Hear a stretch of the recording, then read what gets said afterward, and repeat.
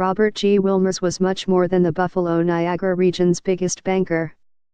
Wilmers, who died unexpectedly Saturday night, was a unifying force for the region's business community at a time when it was scattered and weakened by self-interest.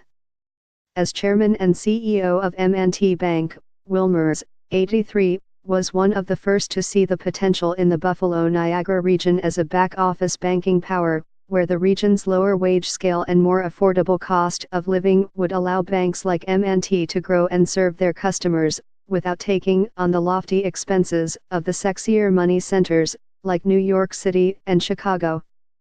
He was a strong believer that a business can only be as strong as the community it's in, which prompted him to turn M&T into one of the biggest boosters of the region's cultural organizations and Buffalo's troubled public schools. And most of all, he was a heck of a banker, building tiny M&T Bank, a small bank in the depressed backwater of Buffalo that had just $2 billion in assets when he took charge in 1983, into one of the nation's 20 biggest banks, with more than 17,000 employees and more than $120 billion in assets, 60 times more than when he arrived in Buffalo. Wilmers wasn't afraid to make a deal, either, using 24 acquisitions in the ensuing 34 years to turn M&T into a national banking power, even joining with Berkshire Hathaway chairman Warren E. Buffett in 1991 to help put together the financial backing M&T needed to buy 14 branches of the failed savings and loan Goldome and vault M&T into a top-tier bank in Western New York.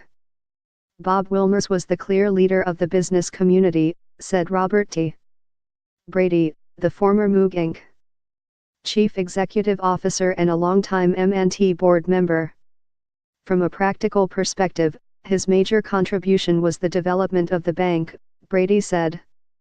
But he also set an example that the leaders of Western New York business should feel an obligation to support and improve the circumstance of Western New York, economic and otherwise.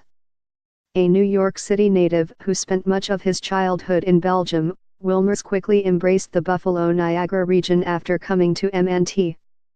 Wilmers' soft-spoken nature belied a man with a keen intellect and a sweeping grasp of both M&T and the banking industry. It was not uncommon for M&T employees to recall the first time they met Wilmers as an encounter that was more of an interrogation than a conversation. He had a tremendous command for detail. He knew a lot about a lot, said Dottie Gallagher-Cohen, the president of the Buffalo-Niagara Partnership. He was a man very much interested in other people, Brady said. When you were getting acquainted, he wanted to know all about you and your interests, Brady said. At the end of the meeting, he knew all about you. You may or may not have learned much about him. He didn't like to talk about himself. In the early 1990s, he was a driving force behind the formation of the Greater Buffalo Development Foundation, which was the region's first major initiative to study the forces driving the Buffalo-Niagara economy and how to capitalize on them. The group eventually merged with the Buffalo Chamber of Commerce to form the Buffalo-Niagara Partnership, but in many ways, it was the first attempt to move beyond business boosterism to a more studied approach to economic development and business issues, a precursor to the strategic plans that now form the backbone of states' regional economic development councils.